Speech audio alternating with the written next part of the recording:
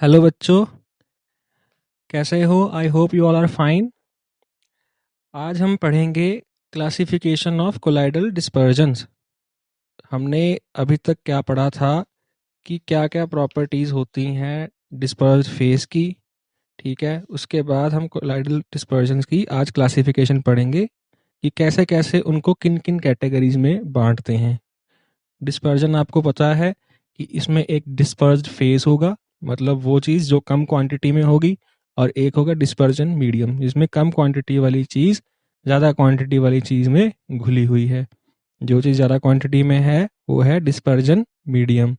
तो इसको हम क्या बोलते हैं? एक डिस्पर्जन। और जब एक डिस्पर्जन में पार्टिकल्स जो हैं कोलाइडल साइज के हों तो उसको क्या बोल देते हैं हम? Colloidal dispersion. तो इसकी टाइप्स में एक तो हमने ये देखा था कि चार्ज के बेस पे, कि अगर पार्टिकल के ऊपर पॉजिटिव चार्ज है तो वो क्या है? Positive colloid. अगर नेगेटिव चार्ज है उसके सरफेस पे तो वो नेगेटिव कोलाइड। तो एक तो चार्ज के बेसिस पे हमने इसको डिफरेंशिएट कर दिया और इसको हमने पहले सरफेस चार्ज में पढ़ भी लिया था। अब दूसरा हम उसको करते हैं स्टेट्स ऑफ मैटर के बेस पे डिस्टिंग्विश। ठीक है, जिसमें इंटरनल फेज और एक्सटर्नल फेज कौन से हैं, सॉलिड है या लिक्विड है या गैस है, उसके बेसिस पे हम उसको डिफरेंशिएट करते हैं। बुक में आपके पास एक टेबल बना हुआ होगा जिसमें एक तरफ लिखा होगा डिस्पर्स्ड फेस और दूसरी तरफ उसका व्हीकल मतलब डिस्पर्जन मीडियम जिसमें वो डिजॉल्व्ड है डिस्पर्स्ड फेस। अब डिस्पर्स्ड फेस अगर सॉलिड है, मतलब जो चीज़ कम क्वांटिटी में है वो सॉलिड है, और वो मिली हुई किस में है? वो अगर सॉलिड में ही मिली हुई है, मतलब सॉलिड ही डिस्पर्स फेस है, सॉलिड ही डिस्पर्जन मीडियम है, तो ऐसी चीज को हम क्या कैसे देखेंगे? इसका एग्जाम्पल हम क्या देख सकते हैं? इसका एग्जाम्पल जैसे आपके पास होता है टूथपेस्ट। ठीक है, अब आपको पता है टूथपेस्ट ज़्यादातर कैसे बना होता है? Stannous fluoride, sodium fluoride, calcium carbonate, ये सब होता है उसमें। और डिजॉल्व भी सॉलिड्स में होता है, उसके एडिटिव्स भी सॉलिड होते हैं, और जो एक्टिव एपीआई है वो भी सॉलिड है। और दोनों ही जो वो कोलाइडल डिस्पर्जन जो बनेगी उसमें सॉलिड जो है वो डिस्पर्स फेस होगा, सॉलिड ही उसका डिस्पर्जन मीडियम होगा। इसी तरीके से अगर हम देखें कि डिस्पर्स्ड फेस सॉलिड है और डिस्पर्जन मीडियम लिक्विड है, ऐसी चीज़ कौन सी होगी? वो होगी बेंटोनाइट मैग्मा सोल। ठीक है, ये उसका एग्जाम्पल है। और एक एग्जाम्पल अगला क्या है जिसमें डिस्पर्स फेस सॉलिड है और डिस्पर्जन मीडियम गैस है? तो आप ये सोचो कि अगर किसी ने इनहेलेशन कोई लेनी है, मतलब उसको लंग्स तक पहुंचानी है, कोई सॉलिड पार्टिकल्स है थ्रू, उसने पल्मोनरी मीन्स लेना है, तो उसमें को कैसे लेगा? वो नाक के थ्रू एरोसोल लेगा कोई। ठीक है, और वो एरोसोल कैसी होगी? सॉलिड एरोसोल होगी, क्योंकि उसमें जो पार्टिकल्स हैं वो कम क्वांटिटी में है, इसलिए वो हो गए सॉलिड।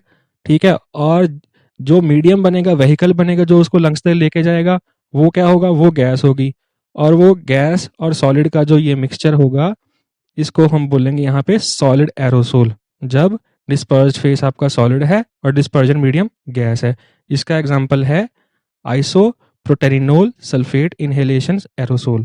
ठीक है, अब हम क्या करेंगे? अब हम चेंज कर देंगे ये जो डिस्पर्स फेस अभी तक हमने सॉलिड पढ़ा है, इसको हम देखेंगे लिक्विड में, जब ये डिस्पर्स फेस मतलब कम क्वांटिटी में लिक्विड रहेगा, और बाकी हम इसको सॉलिड लिक्विड और गैस के साथ कंपेयर करके देखते हैं डिस्पर्जन मीडियम में कि क्या क्या बनता है। अब जो कम क्वांटिटी में है डिस्पर्स्ड फेस वो लिक्विड है, और जो ज़्यादा क्वांटिटी में है डिस्पर्जन मीडियम वो सॉलिड है। तो इसका एग्जाम्पल क्या होगा? बटर। अब आपको पता है बटर कितना थिक होता है। ठीक है, तो उसमें जो डिस्पर्स फेस है वो लिक्विड है, और जो डिस्पर्जन मीडियम जो व्हीकल है उसका वो ऑयल बेस्ड है। ठीक है, तो वो बटर हो गया। डिस्पर्जन मीडियम ज़्यादा उसमें सॉलिड है और जो कम क्वांटिटी में वो लिक्विड है। इसी तरीके से अगर लिक्विड इन लिक्विड हो तो मतलब डिस्पर्स फेस भी लिक्विड, डिस्पर्जन मीडियम भी लिक्विड, तो इसका एग्जांपल क्या होगा? इसका एग्जांपल सिंपल होगा, सोयाबीन ऑयल वाटर इमल्शन। अब जो ऑयल वाटर इमल्शन है वो नॉर्मली ऐसी होती हैं, लिक्विड में लिक्विड डिजॉल्व होता है। ठीक है, अब डिस्पर्स्ड फेज लिक्विड है और डिस्पर्जन मीडियम गैस है। तो जब हमने ये पढ़ा था कि डिस्पर्स फेज सॉलिड है और डिस्पर्जन मीडियम गैस है, तो हमारे पास जो चीज़ आई थी वो था सॉलिड एरोसोल। लेकिन अब क्या हो गया? अब डिस्पर्स फेज लिक्विड हो गए और डिस्पर्जन मीडियम गैस हो गया। तो इसमें हमारे पास जो नॉर्मल हम स्प्रे यूज़ करते हैं, जैसे आपकी वोलिनी स्प्रे होगी, बीटा मैथासोन वेलरिएट टॉपिकल एरोसोल होगी, तो इसको बोल देते हैं हम लिक्विड एरोसोल। मतलब लिक्विड के पार्टिकल्स हैं और गैस मीडियम में वो डिजॉल्व हैं, जो कि हम टॉपिकली यूजुअली अप्लाई करते हैं बॉडी पे, ठीक है। और अब जो है हम डिस्पर्ज फेज गैस कंसीडर करेंगे और उसको डिस्पर्जन मीडियम सॉलिड लिक्विड और गैस के साथ कंपेयर करके देखेंगे क्या क्या बनता है। अब मान लो डिस्पर्ज फेज आपके पास दिया गया है गैस, ठीक है, और उसमें डिस्पर्जन मीडियम जो आपने डालना है वो हो गया सॉलिड। तो इसका एग्जांपल आपकी बुक बता रही है कि सॉलिड फॉर्म्स प्यूमाइस। अब ये आप सोचोगे कि ये क्या चीज़ होती है। ये कई बार ऐसा होता है कि फॉर्म होती है एक तरह से, लेकिन वो फॉर्म आप जो देखते हैं जैसे नॉर्मल फॉर्म नहीं होती।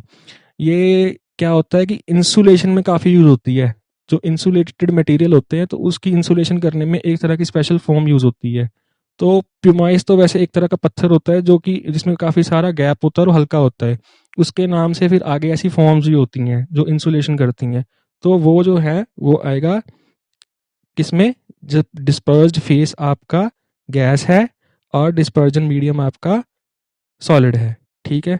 तो इस तरह की कोलाइडल सॉल्यूशन को हम क्या बोल देंगे, सॉलिड फॉर्म्स।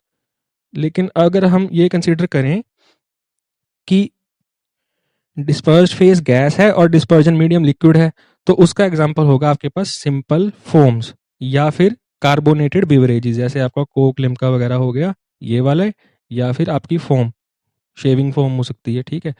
तो उसमें क्या है, डिस्पर्स फेज क्या है, गैस है, और डिस्पर्जन मीडियम क्या है, लिक्विड है। अच्छा, अब ये बताओ कि क्या गैस डिस्पर्स्ड फेज में हो और गैस ही डिस्पर्जन मीडियम में हो तो वो क्या कोलाइडल डिस्पर्जन बना सकती है?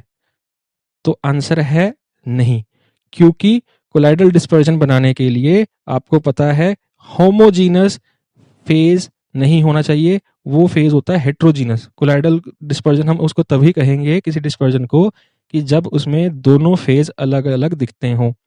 अब ट्रू सॉल्यूशन को पता है आपको, ट्रू सॉल्यूशन जब हमने पढ़ा था उसमें भी होमोजीनस फेज था, उसमें आप डिफरेंशिएट नहीं कर पा रहे थे पार्टिकल्स को और उसके डिस्पर्जन मीडियम को, ठीक है। तो इसी तरह से जब गैस दूसरी गैस में डिसॉल्व होगी तो आप उसको डिफरेंशिएट नहीं कर पाओगे, वो गैसियस फॉर्म में ही रहेगी और वो क्या है, एक होमोजीनस फेज होगा। इसलिए गैस और गैस का कोलाइडल डिस्पर्जन नहीं बनता।